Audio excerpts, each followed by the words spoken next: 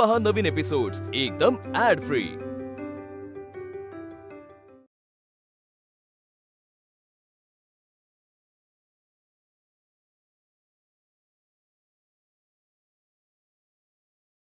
गेला गेला माझा आनंद गेला।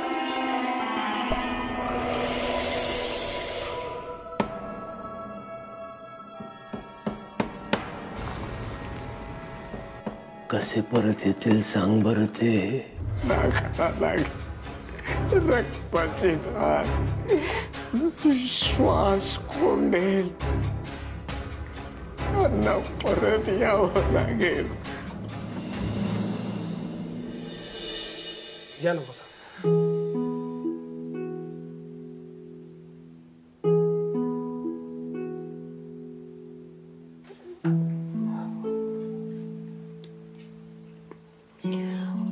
द्या मी करते। सॉरी। नाही नाही, ते हॉस्पिटलमध्ये सवय असते ना आम्हाला। बाबा तुम्हाला काल न सांगता मुंबईला घेऊन जाणार होतास? बाबा इकडे माझ्याकडे बघ। तू नर्वस झालास की आय कॉन्टॅक्ट अवॉइड करतोस, म्हणजे तू मला खरंच घेऊन जाणार होतास। मी आलेच। बाबा काहीतरी विचारतेय मी। तू मला न सांगता इकडे आलीस ते चालतं, आणि मी तुला न सांगता परत मुंबईला नेलेलं चालत नाही। हा कुठला न्याय? एक मिनिट, मी तुला न सांगता आलेच नव्हते। खूप फोन ट्राय केले होते मी तुला, पण तुझाच फोन स्विच ऑफ होता, आणि मग शेवटी मला व्हिडिओ मेसेज करावा लागला। मला ह्याच्यावरती आर्ग्यू करायचं नाहीये। मी तुझा बाप आहे, तुझ्यासाठी जे योग्य वाटतं ते मी करणार। त्यासाठी मला कुणाच्याही परवानगीची गरज नाहीये, कळलं? आणि मी हे तुझ्या काळजीपोटीच करतोय। बाबा जशी तुला माझी काळजी वाटते ना, तशी आजोबांना तुझी काळजी नसेल वाटत। इतक्या वर्षांनी भेटल्यास तू त्यांना नसेल वाटत काळजी? जसं मी तुला न सांगता गेले म्हणून तुला त्रास झाला, तसंच तूही न सांगता गेलास तर त्यांना त्रास नाही होणार? तुझं लॉजिकच कळत नाही मला। मला झालेला त्रास तुला चालत नाही, पण मग तुझ्या बाबांना झालेला त्रास तुला कसा चालतो? जशी मी तुझी मुलगी आहे तसं तूही त्यांचा मुलगा आहेस ना, आणि तू जर असा वागलास तर त्यांना किती त्रास होईल। बाबा तूच म्हणतोस ना, मुलं कशीही वागली तरी बापाचं प्रेम कधीच कमी होत। काही गोष्टी न कळल्यामध्ये तुझं भलं आहे, कसं कळत नाही तुला?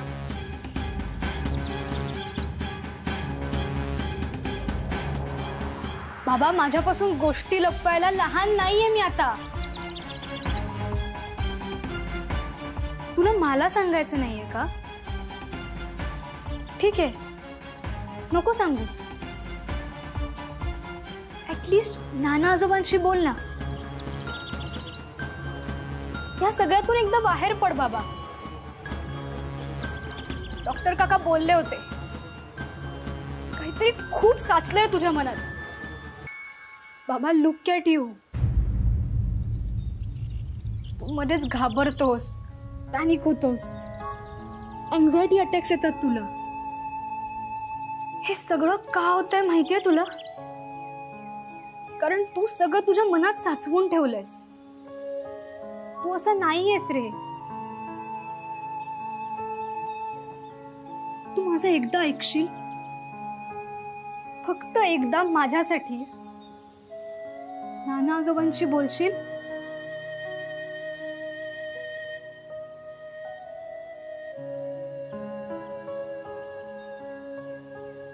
तुला काय राग काढायचंय ना, तू काढून घे एकदाच। बाबा आपलं ठरलंय ना, काहीही झालं तरी छान स्माइल करून बाय म्हणायचं।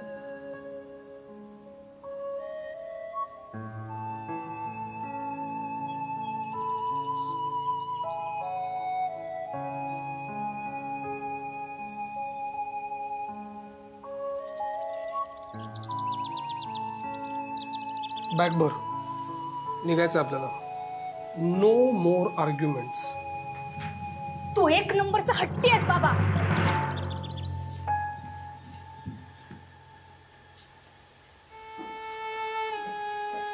सॉरी, मी तुमच्या फॅमिली मॅटरमध्ये बोलायला नको खरं तर, पण शर्वरी म्हणते ते बरोबर आहे. तुम्ही एकदा नानांशी बोलून बघा. माझ्या सासूबाई नेहमी म्हणतात की जे होतं ते चांगल्यासाठीच होतं. आता मी तुम्हाला पहिल्यांदा फोन केला नानांबद्दल सांगायला, तेव्हा तुम्ही रॉंग नंबर म्हणून कट केला होता फोन. तेव्हा तुमच्या मनात पण नव्हतं इथे यायचं, तरीही तुम्ही आलात. तुमच्या नियतीनं तुम्हाला खेचून आणलं इथे. काल सुद्धा तुम्ही मुंबईला जायला निघालात आणि परत आलात. पुन्हा पुन्हा तुमची नियती तुम्हाला याच ठिकाणी खेचून आणते. याचा अर्थ तुमच्याकडून काहीतरी अपूर्ण राहिलेलं काम आहे, ते पूर्ण करावं लागेल तुम्हाला. शर्वरी म्हणते ते तुमचा भूतकाळ, त्याचे दोरे तुम्हाला बांधून ठेवतायत. एकदा का तुम्ही ते काम पूर्ण केलं, ते दोरे कापून टाकले, की मग तुम्ही पुढे जायला निश्चिंत व्हाल. कदाचित नियतीनं दिलेली संधी आहे ही तुम्हाला. या वाड्याचा, इथल्या माणसांचा निरोप घ्यायची अखेरची संधी. ती पोरगी जीवाचं रान करतेय तुम्हाला बरं वाटावं म्हणून. तिच्या प्रयत्नांसाठी तरी एकदा नानांना भेटा.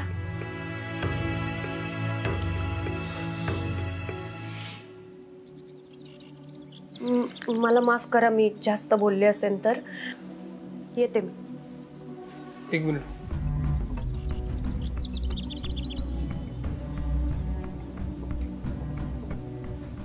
बोलतो मी त्यांच्याशी. तोवर तुम्ही थांबाल का शर्वरीपाशी?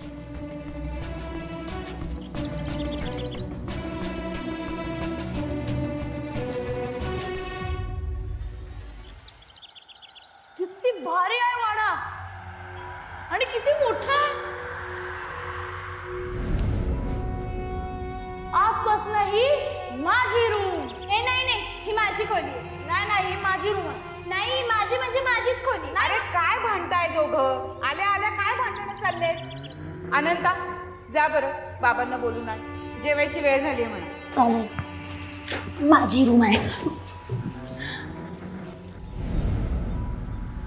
अरे अनंता, पानं वाढलेत रे. चल जेवायला लवकर, नंतर खेळत बस. ए अंतू, अरे कुठे गेलायस तू? ए अंतू, अरे सांग ना कुठे लपलायस? हे बघ, चंद्रविलासच्या बाहेर लपायचं ठरलं नव्हतं आपलं.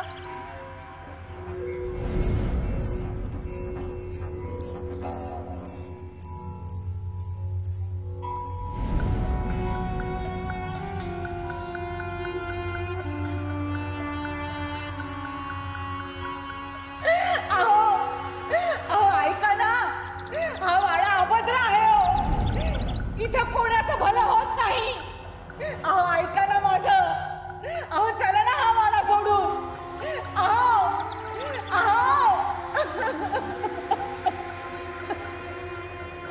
अहो चला ना.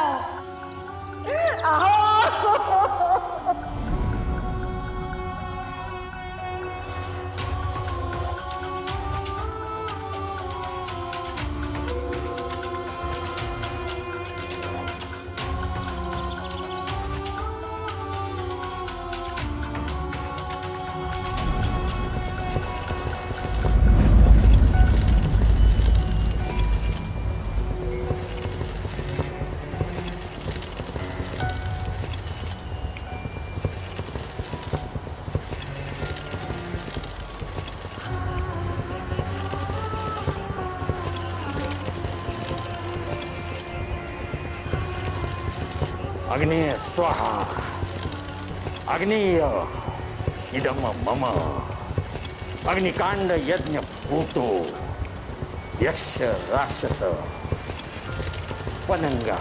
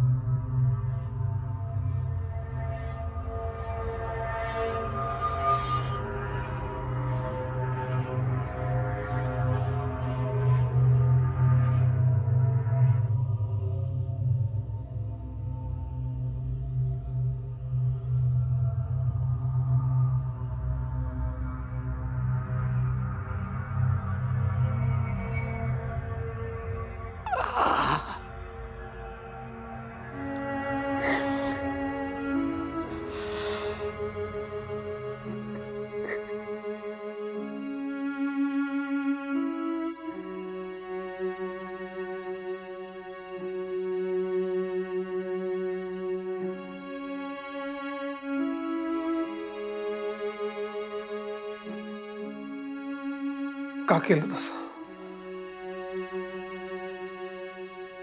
का केलं?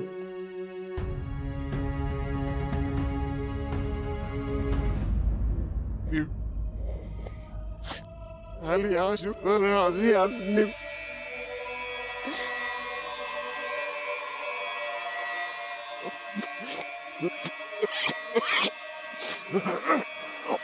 आली आशुतर राजी आदमी सारखी दोन्ही काय बोलताय? काही ऐकू येत नाहीये मला. माझ्या आईला जेव्हा मी जळताना बघितलं तेव्हा माझ्या मनावर काय परिणाम झाला असेल याचा तुम्ही कधी विचार केलात का ना? त्या दिवसापासून मला आगीची इतकी भीती वाटते ना की मला असं वाटतं की मी मेल्यानंतर सुद्धा मला आगीची भीती वाटत राहणार आहे.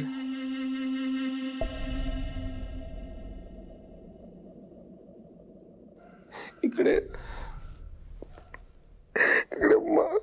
माझी आई जळत होती, माझी आई जळत होती आणि तुम्ही शांतपणे एकटक बघत होतात. नाही, खरं तर तुम्ही एन्जॉय करत होतात. मी होतो ना तिकडे, मी पाहिलं.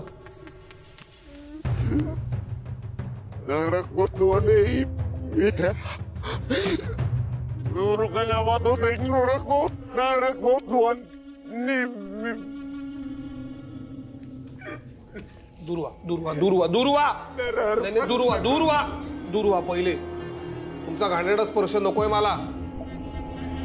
तुमचा घाणेरडा स्पर्श नकोय मला.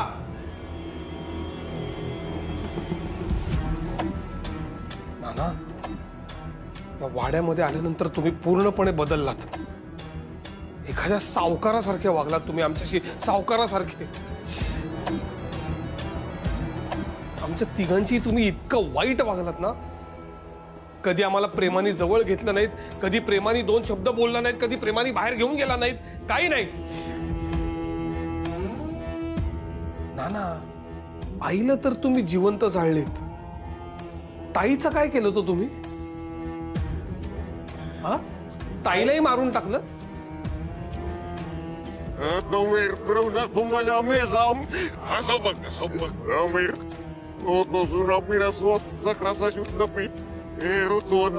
काय बोलताय तुम्ही? काय बोलताय? ही नाटकं बंद करा.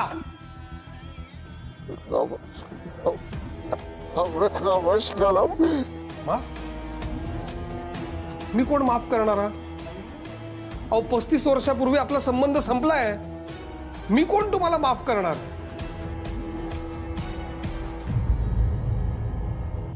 एक चूक मात्र माझ्याकडनं झाली, ती मला कबूल करायची.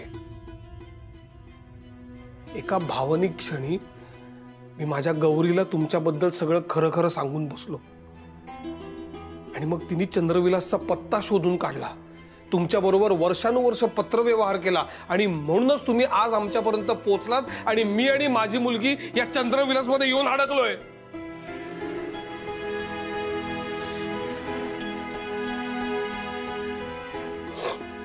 ऐका नाना,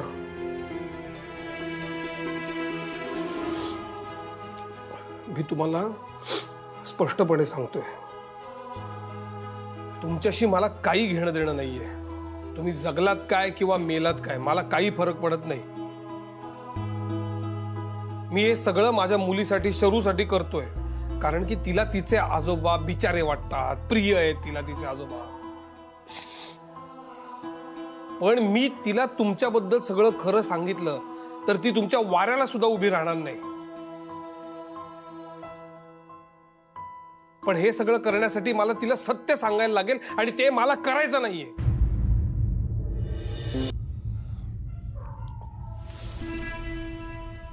नाना, शर्वरीला तिचे आजोबा हवेत. तुमच्याशिवाय ती या वाड्याबाहेर येणार नाही. त्यामुळे माझ्याकडे फक्त एकच पर्याय आहे, तुम्हाला या वाड्याबाहेर काढणं. नाना, तुम्ही आमच्या बरोबर मुंबईला यायचं. ऐकून घ्या, 2 दिवस मी तुम्हाला हॉस्पिटलमध्ये ॲडमिट करणार, 2 दिवस. आणि त्याच्यानंतर मी तिला सांगणार तुम्ही गेलात म्हणून. पण काळजी करू नका, शेवटपर्यंत तुमची व्यवस्था मी अत्यंत चोख करेन. त्याच्यानंतर प्लीज आम्हाला भेटण्याचा प्रयत्न करू नका. तुम्ही तुमच्या मार्गाने मोकळे, आम्ही आमच्या मार्गाने मोकळे. तुमचा आणि आमचा कायमचा संबंध संपला. तुम्ही तुमचे वेगळे, आम्ही आमचे वेगळे.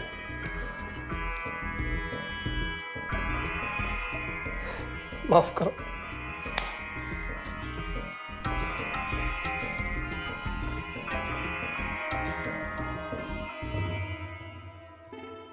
नरहर पंतामुळे माझं बोलणं तुझ्यापर्यंत पोचत नाही रे अनंता.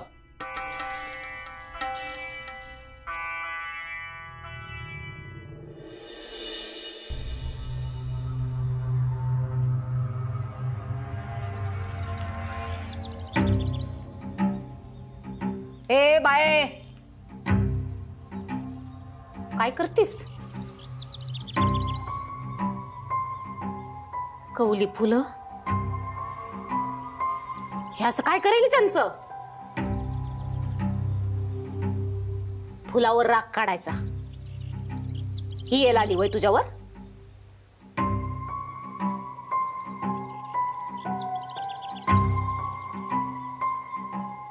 माई फुलं आबुली आबुली होऊनच मिली. जंगल म्हणताय ना, माणसं वाईटच असतात.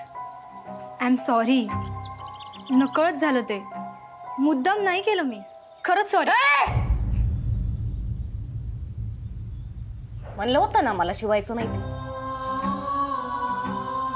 मी कुणाला शिवत नसतंय आणि कुणी मला शिवायचं नसतंय.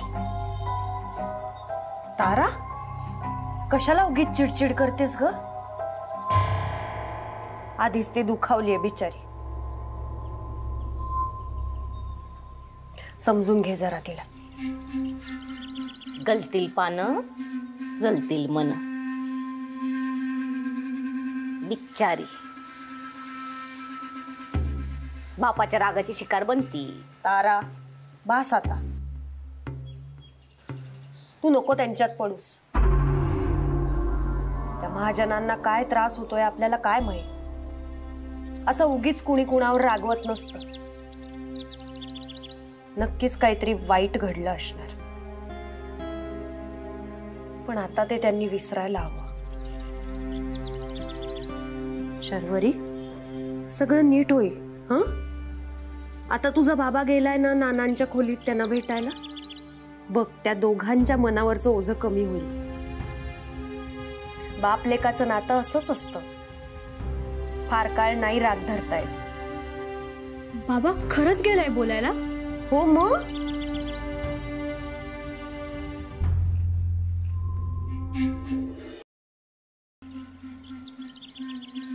तू काय बघतेस ग? वाटील सुखी की फुटल ज्वालामुखी? जमिनीच्या पोटात काय काय घडतंय हे वरून चालणाऱ्याला दिसत नसतंय. पाखरं अशी उलटी उडायला लागली, कुत्री अशी विकृत आरडायला लागली ना, का समजतंय मग सगळं. भूकंप होऊन जमीन फाटणार का वादळ येऊन रान जलणार? फुटणार, जमीन फुटणार, भूकंप होणार. काही नाही शर्वरी, तू लक्ष देऊ नकोस. आपण आज जाऊया का? नानांच्या खोलीत थोड्या वेळाने जा. तोपर्यंत ते दोघं शांत झालेले असतील ना, मग जा. चल.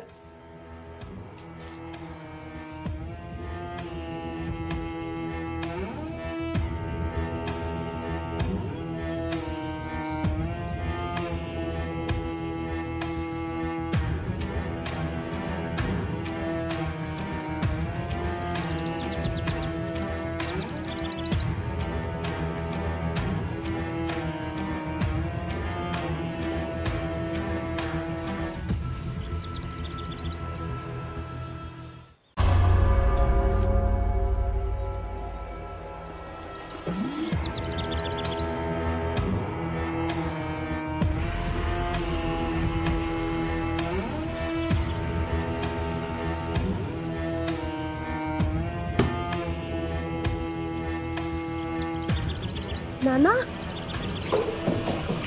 नाना नाना नाना काय करताय तुम्ही? नाना काय करताय तुम्ही? नाना खाली उतरा. बाबा काय करतोय? सोड त्यांना.